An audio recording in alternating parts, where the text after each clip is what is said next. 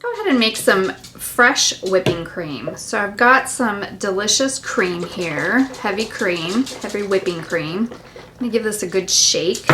Open that up. I'm gonna put a cup of cold. This just came right out of the refrigerator, so you want it nice and cold. And to that, I'm gonna add a little bit of vanilla bean paste, a little bit of sugar, and this product called Whip It.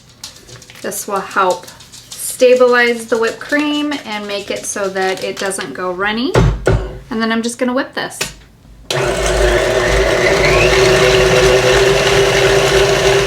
All right, so we've got our whipping cream here. Scrape that down.